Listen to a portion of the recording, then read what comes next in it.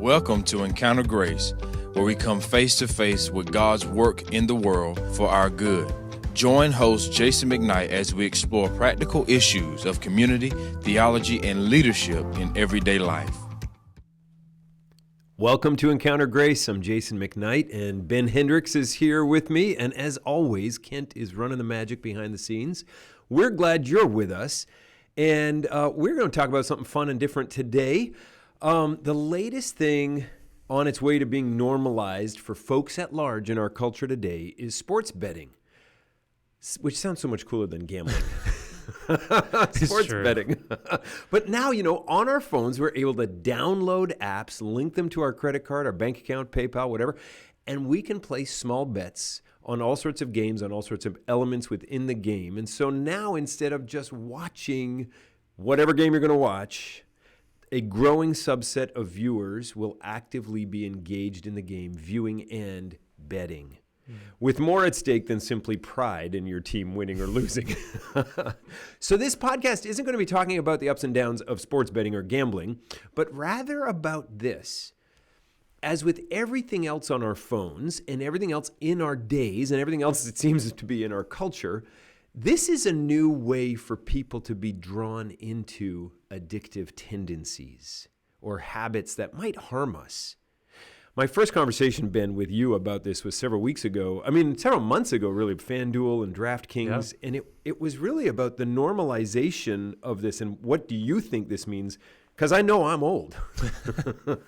But you're young, and how is a young believer, not young believer, but a young guy who's a believer and serious about Jesus, considering this kind of stuff, and where are you going with it? So we put our heads together and we thought, you know what, this probably is going to help the listening community at Encounter Grace. Yeah, and I think it's such an important topic to be talking about because it's interesting how often I have parents asking me about things like that, but not just as a whole, but individual little things across the way of all these little, how should I be navigating my kids with their phones? How should I be navigating this with streaming? And then all these different examples that are all things that are part of the culture we live in that's cultivating a culture of addiction. Mm-hmm. Because again, and we'll talk about this in a little bit, but so many of these things are actually fine and good. It's about what they can mean that if they're a part of your life or a part of your kids' lives every single day, all of the time, what is that going to absolutely do to you? Right.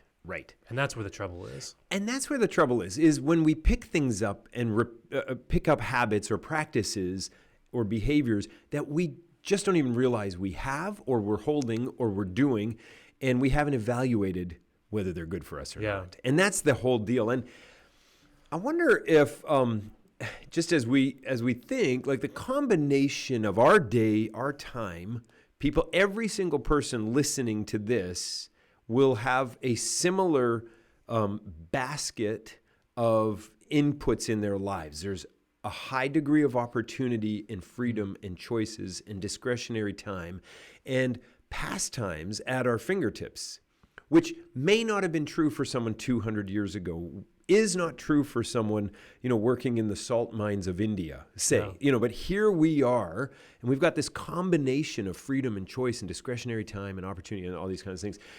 And so there's behaviors and habits and practices that can happen in our lives. We might not even know it. Yeah. So it's just a matter of, okay, let's think, because maybe they're even controlling us. Yeah, and just as you're saying, just the fact that opportunity, freedom, and choices, those are responsibilities, because there's so many people who have probably, unfortunately so, missed out on a large amount of pitfalls because those things were not available to them, or they just simply didn't have the time to get into them.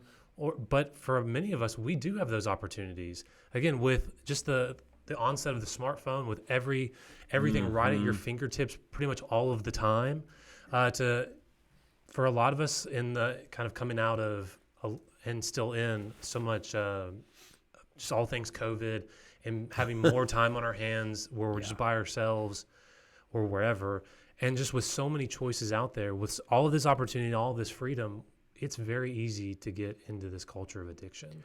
And how do we live with true freedom in a culture of addiction? Yeah. And that's kind of what that is here. Yep. Now, listen, what we need to do is clear the decks, because we're not talking about addiction to substances like opioids or illegal drugs or alcohol. That's a different kettle of fish. What we're talking about is the habits that we have, we don't know, the behaviors that we do, we don't realize, the practice that is in our lives that is unthinking. And we just haven't thought about it, but we're doing it again and again and again. So we're not talking in a clinical sense or a technical sense, but rather we're talking about just the way our culture draws us into addiction. So like the Netflix show ends, the next one starts in 10 seconds. Yeah, and that judges you after you've watched about 4 or 5, and it just goes, are you still watching? I mean, Like, well, yeah. They need to do it after the second show. Like, really, Come on.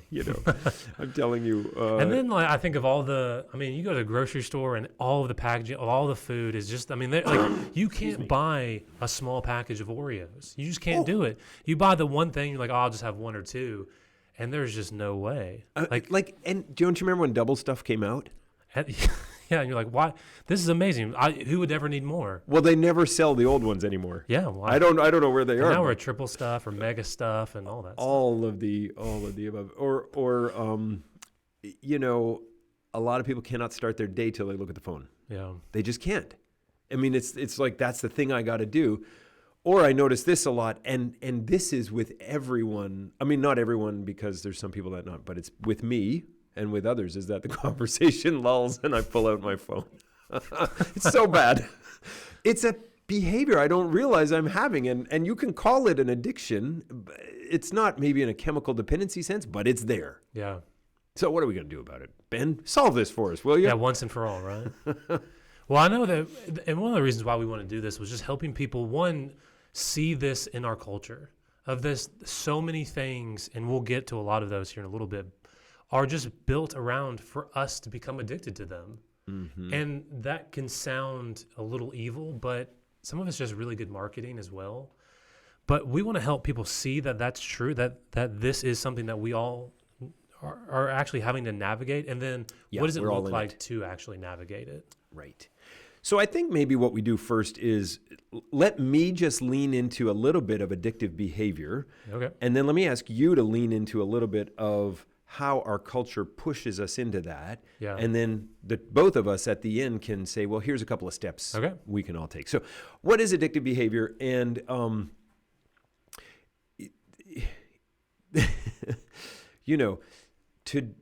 when you have a draw to do something, you may not even realize it, but when you have a draw to do something over and over again until you no longer even think about it, you can't live without it, that's an addictive behavior. That's a habit that has just kind of moved to own you. The draw to do something over and over again until you no longer think about it. So there's me pulling out my phone if I feel like I'm not in the conversation. That's like, it's not a addiction in its most horrible sense, but it's just a habit I don't even know I'm doing. Yeah. But it's in my pocket. It's right there. Like if I didn't have a phone 25 years ago, I wouldn't have that habit. Yeah. So there it is. So it's the move from conscious intent to subconscious default when we're talking about a behavior. A habit that you kind of don't even know you're doing. Now, habits, by the way, habits can be one of 3 things. So it can be an automatic action that we train ourselves to do so that we can do it without thinking about it. And my example, I park, our where we park our cars is in our backyard. And so I drive all the way to the back of the house, have to turn around. And then, to get out of, in the morning, I have to back my car up and drive down the driveway. And I'm telling you, I have done that so many times. I can do it with my eyes closed, half asleep with no coffee while I'm texting. Yeah. Because it's just become a habit, because I know exactly where the fence is, where the end of the driveway is, all that kind of stuff, when to start turning the car and all that kind of stuff. Because what's happened is in my brain, I've developed a habit and a neural pathway has been formed so that my brain can check out and I can do the habit. Now that's a conscious thing that we do all the time. I can't brush my teeth with my right hand.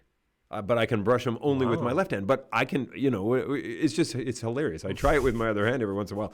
I look like an idiot. And now everybody thinks I'm an idiot because you only with my left hand. But that's just what it is. I mean, you just make this habit and there it is. Okay, that's first thing, a neural pathway that's formed by repeated action. but it's how our bodies have been wired by the Lord to allow us to do things with minimal energy, some of these repeated things of the day. Charles Duhigg in The Power of Habit, he talks a lot about that.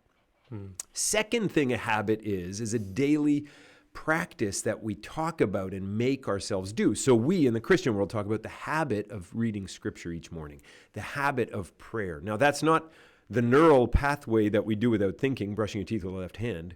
It's a purposeful thing you do. Okay, that's habit in the number 2 definition. And the third definition of habit is something that we default to unthinkingly. And that's what we're talking about here today. So it's not like a good thing that we carve out of our day, going for a walk with your sweetie, or a neural pathway that you don't have to think about. It's this unconscious, subconscious default that we adopt and we don't even know we're doing it. So that's what we're talking about in addictive behavior in this cultural sense, is these habits we don't even know we have, and we just keep doing them. And of course that's why it's addictive, because we just keep doing them and we don't know we're doing them. Yeah. And we develop these practices, these habits without realizing it. The repetition of it, the unthinkingness of it, the draw of it, in a very real sense means these master us, but we don't know it.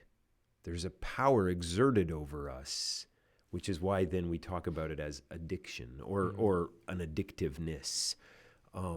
Now, there's a 4-way test. You and I kind of developed this. We thought this through as we were talking last week, and we developed a bit of a 4-way test to see if something is addictive to you, and I think it's helpful. So if it's something that I have to have and can't live without, well, maybe it's your master. Maybe it has an addictive hold on you. If it's something that I have to have and can't live without, if it's something that I move toward when it's present, which just put the phone on the table. Yep. And once you see that phone there, you move towards it in your mind. And if it rings and you're in a conversation with your wife, don't look at the phone. Yeah. But, there's something there. If I move towards it when it's present, that's the second thing. If it's something I don't feel right without, or that I think will make me happy to be with, oh man, when you go through a TV show, we do this. I mean, we go through shows one at a time kind of thing, and we'll watch 1 or 2 episodes several nights a week, depending on what's going on. But after a while, they're like your friends, and you're, wait, we haven't seen the Seinfeld guys for a little while. We better get back there. Maybe it's too much of a habit. I'm just saying. I'm just trying to give a little thing. It's something if I don't feel right if it's not there, or I think it's going to make me happy to be with it, or if it is there. And then the fourth one is if it's something that I'll sacrifice other good things to do. So if I have to have it, can't live without it, if I move toward it when it's present, if I don't feel right, if it's not with me, or I think it'll make me happy, and then the last one is if I'll sacrifice other things. And one of the things I really like about these is I think it helps us diagnose, exactly what they're supposed to do when something is moved into an addiction, because they can get a little confusing if we're only asking one of these questions, because something may be in that category, but it might not be an addiction. But these are kind of like Venn diagrams that are asking this, and if something hits in the middle and it's a yes on all 4, it really might be one, and it probably is. Just because there are so many things in life that you have to have and you can't live without. But the second that thing starts becoming so important that you're willing to sacrifice all these other good things just to have it or just to be a part of it, well, that starts moving into a different place. And so I think for everyone listening, what a great thing it is to be able to have these 4 questions and ask. Like, if there's something that you've been worried about, just being able to look and go, okay, am I yes here or no here? Am I yes here? Where do you fall? Yeah. In fact, we should put a plate of Oreos on the table during this podcast and see how many we'd eat. There wouldn't be any by now. Well, I'd make you do way more of the talking. Yeah, right. I'd mute my mic and eat. All right. Well, then, what is it about our culture that trends towards the addictive? Yeah. What do you, cultural guru, tell us now, solve it for us. And Oracle of Delphi. And so the last thing I want to do is simply bash culture. No. Because culture really, in so many ways, is a great thing. But I want to give 2 things that I think culture's doing that a lot of us might not be noticing. And the first one is this. it's pushing us towards addictive things. Let me give you some examples. Just think of food. I mean, so much of our food industry right now is fast food, where it gives bigger and bigger portions, where, I mean, most of these companies are not even giving you smalls anymore, where the large are really the size of, these, like, they're almost like horse food troughs at this point, right? And then, so pushing us into faster, larger, and that it almost all revolves around sugar at this point. Like, there's been so many... Or salt. Or salt, yeah. Like I'm thinking McDonald's, the Big Mac, which is like just so much research done with sugar that is beginning to kind of look at sugar more in the realms of an addictive, and I hesitate to say drug, right? But as something severely addictive, then it is just something that we shouldn't really think about. I mean, just that so many of our food choices are more based on neural pathways and addiction than it is just simply, this happens to be one of my favorite foods. Right. Another one is and we'll all notice this, if you spent any time watching any movies, any shows, or most of anything, it's subscription everything. That one-time fees, a lot of marketers, a lot of companies have found are hard to get people to commit to, or that one time, like, you got to pay this large amount and then you never have to worry about, like, a lot of people are not willing to try it at that point. Right. But if you reduce that to monthly fees each and every month, just these small things that people can kind of put on auto draft, and then they kind of form a habit here and there. And it's, $4.99 is not a big deal. And then, it's $4.99 every month. Like, I've been paying that for years now. I mean, it's just another $4.99. Right. It very slowly but very surely starts building up habits of, that's just something that I do. Mm-hmm. And I can't live without. Yep. And so as we were talking about this, we were kind of talking, like, I wonder how many of we looked at our bank statements have these $4.99 charges that we go, they've just always been there. I mean, it's only $4.99. Yeah. It's not even worth trying to figure out how to cancel it or whatever, right? And so and they know, and they price point it there. Yeah. And we see there's so many examples of this. I mean, all the way from food plans, like companies like HelloFresh, where those are good things because they're helping you, and maybe a couple of times a week, have a meal that's easy, and it's a better meal than microwaving it, right? But it's easy to just fall into that, and that's another thing. And gaming is doing that well. The majority of the big video games out there are pushing to subscription based, all the way from Microsoft and the PlayStation stores are mostly subscription based, and then movies and streaming services that a lot of cable has been broken up because it's that big price tag. But even if it is monthly, but now all these companies are doing their own little things for their services because it's only $5 a month. Right. Well, you might have to get 30 of those, and you just made your cable bill. Mm-hmm. But those are a little bit easier to swallow. Right. Some other ones, I mean, just social media in general, like likes, comments, views. Those are addictive. Like, let's just be honest. They are what they are. Yep. Like, if you're a producer, if you're the one putting out all the content, you love to see how many likes, how many comments, and how many views you have. Mm-hmm. There's just something great about it. I'm not a major social media guy, but if I post something, I like to know that people liked it. Mm-hmm. But also from the consumer side, I mean, to be able to like certain videos, to be able to cultivate your feed, there's just something addictive about that. I mean, I was even talking with a parent not too long ago who was sitting there with her daughter kind of right next to her, going through their Instagram account. And so she sets her phone down, runs to the bathroom, and then comes back, and she sees her daughter holding her phone. And she goes, like, with this excitement, goes, "Mom, I filled in all the hearts, and we've got to fill in the rest." Some people live like that. I mean, she didn't know. Yeah.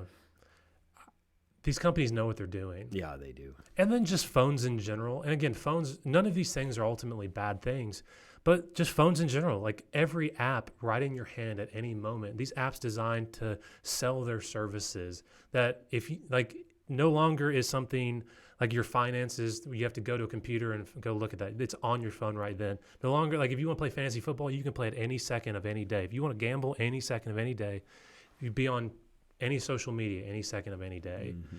Mm-hmm. We just see this culture just that's constantly pushing anything and everything all of the time.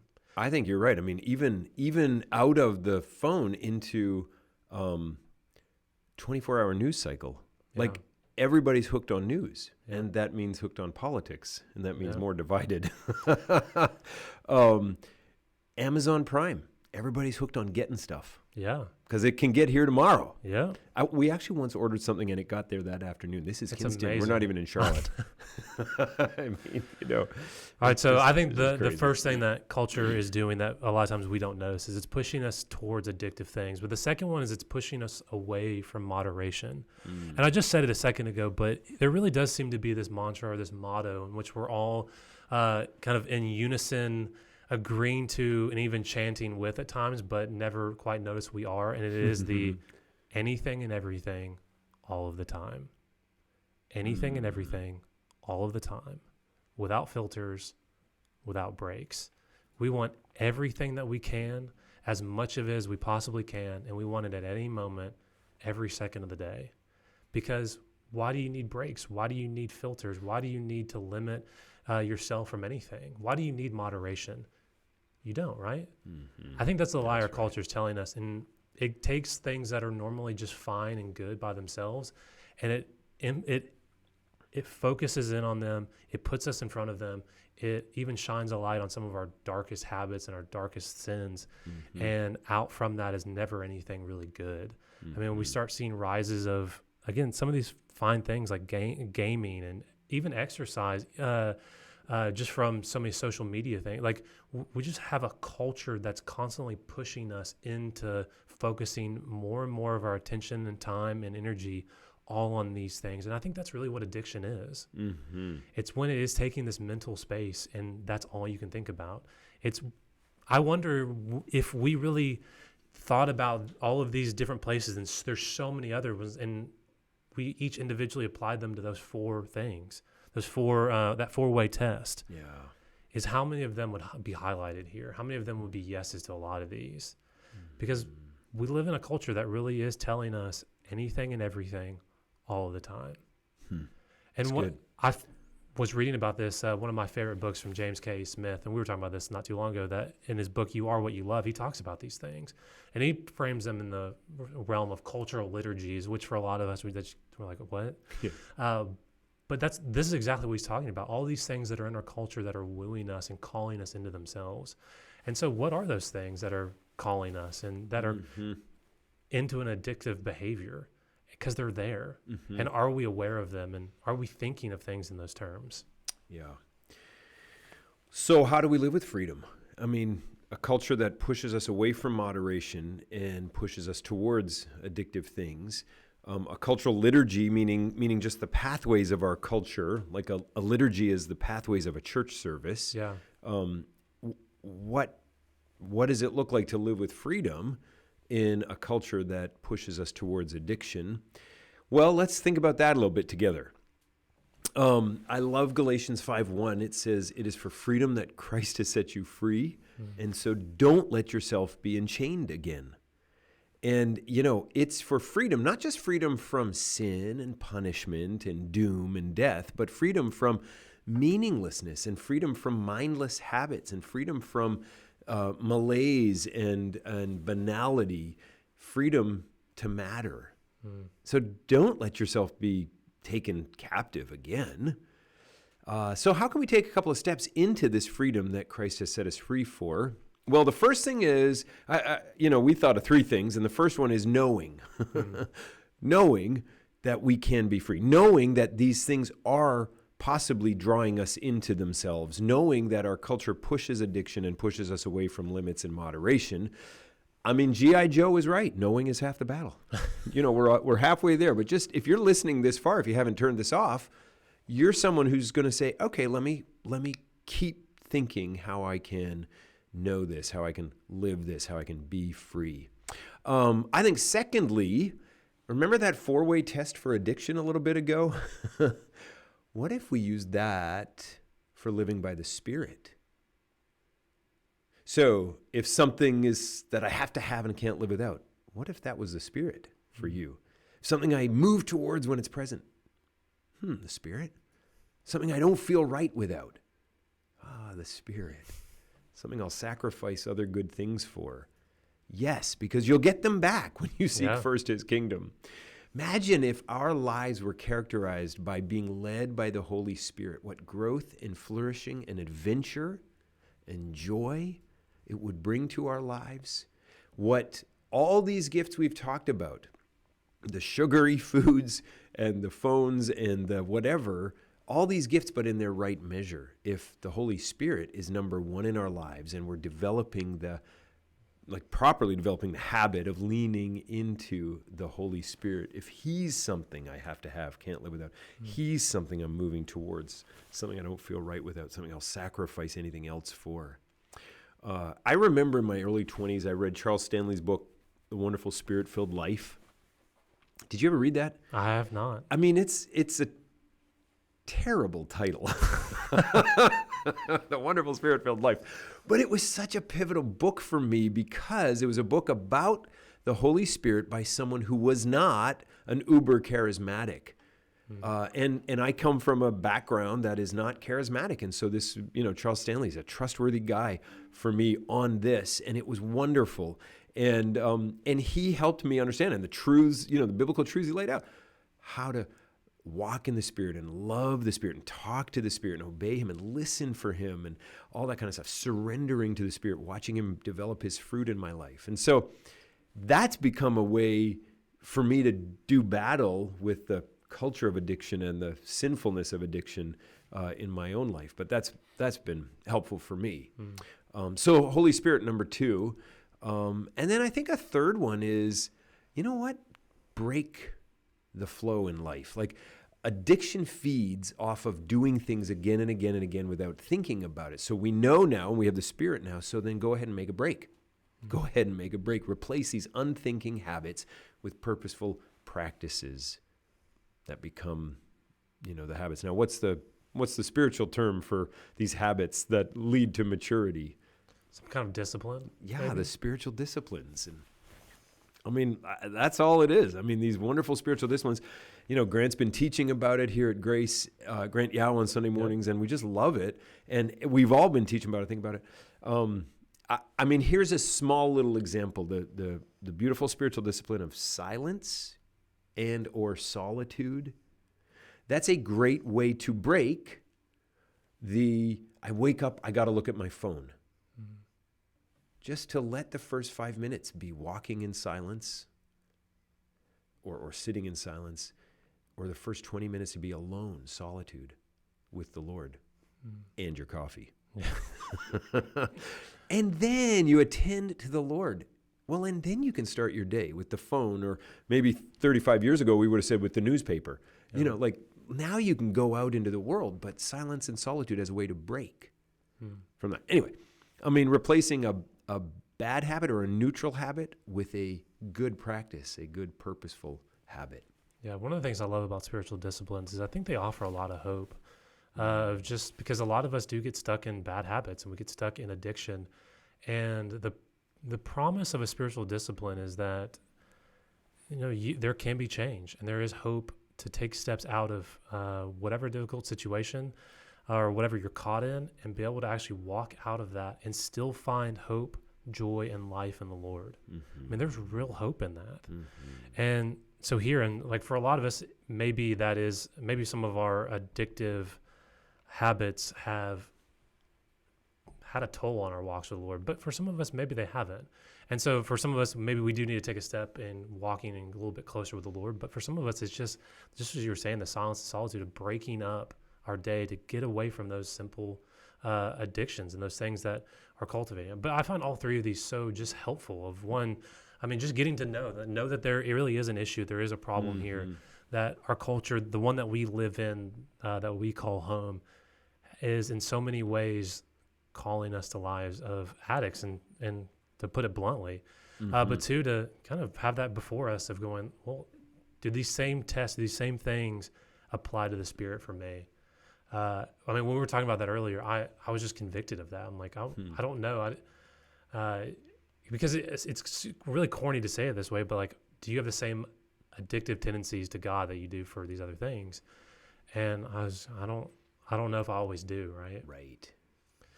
But as you were just saying, what a joy it is to be able to walk in these habits and these disciplines, to start cultivating even more so for so many of us, just a life that does look completely on fire and saturated and even addicted to the Lord. So Jason, just thank you for those. There's so much life in that. There is, and I mean, I just love it. It's for freedom that Christ has set us free, and so let's live into the freedom He gives here in this culture that's kind of addicting.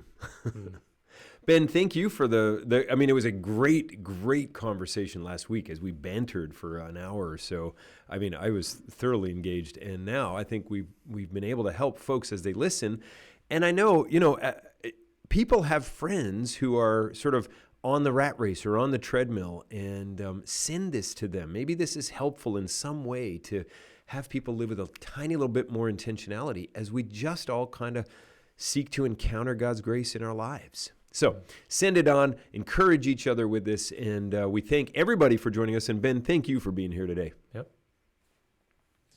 This is a ministry of Grace Fellowship Church in Kinston, North Carolina. Visit gracekinston.org or follow us on Facebook and Instagram.